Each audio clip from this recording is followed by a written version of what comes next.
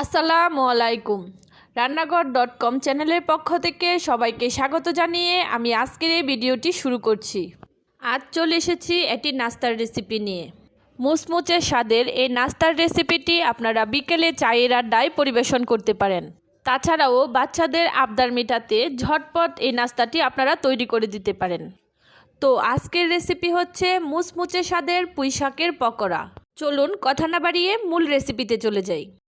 পকোড়াটা তৈরি করার জন্য আমি এখানে কিছুটা পুঁইশাকের পাতা নিয়ে নিয়েছি। এখন পাতাগুলোকে আমি পরিষ্কার পানি দিয়ে ভালোভাবে ধুয়ে নিব। ধুয়ে নেওয়া হয়ে গেলে এখন আমি পাতাগুলোকে হাত দিয়ে ছোট ছোট করে ছিঁড়ে নিব। আপনারা চাইলে চাকু অথবা বটি দিয়েও কেটে নিতে পারেন, তবে খুব বেশি ছোট বা মিহি করার প্রয়োজন নেই। পুঁইশাকের পাতাগুলো মাখালে এমনিতেই পানি ছেড়ে দেয় এবং সুন্দরভাবে মিশে যায়, তাই বেশি ছোট করার প্রয়োজন নেই।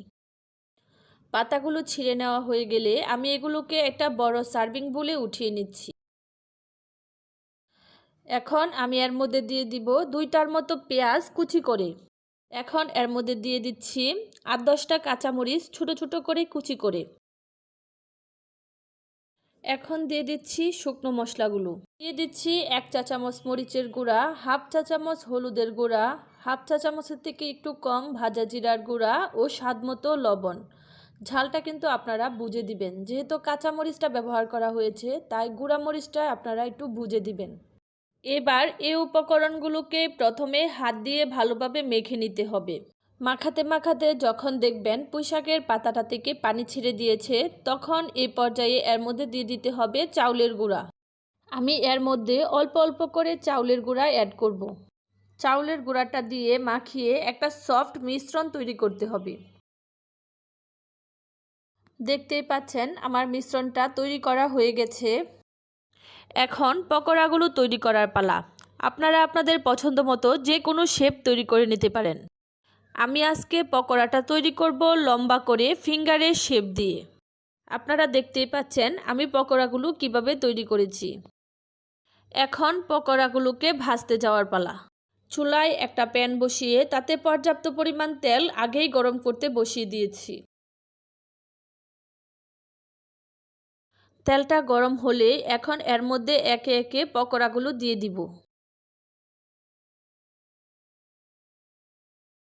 পকোড়াগুলো দেওয়ার পর প্রথমেই নাড়াচাড়া করতে যাবেন না, তাহলে পকোড়াগুলো খুলে ভেঙে যেতে পারে।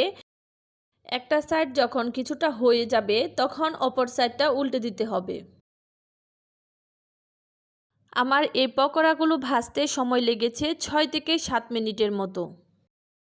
এভাবে উল্টে পাল্টে মিনিট 5 গোল্ডেন ব্রাউন করে ভেজে নিলেই তৈরি করা হয়ে যাবে মুচমুচে স্বাদের এই পুঁইশাকের পকোড়া। আমার এই পকোড়াগুলো ভাজতে সময় লেগেছে 6 থেকে 7 মিনিটের মতো।